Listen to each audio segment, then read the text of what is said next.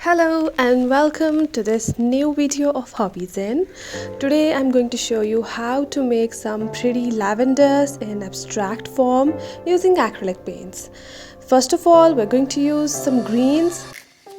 I have taken 3 greens that I have with white, loaded my brush with all of those colors and started painting. Next I used crimson and blue and white to make these little dots for the lavender flowers.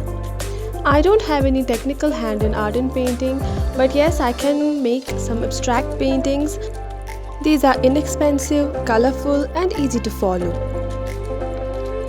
You just need your basic coloring set, some brushes, a piece of canvas or a piece of paper. I have used a card paper, and then just start.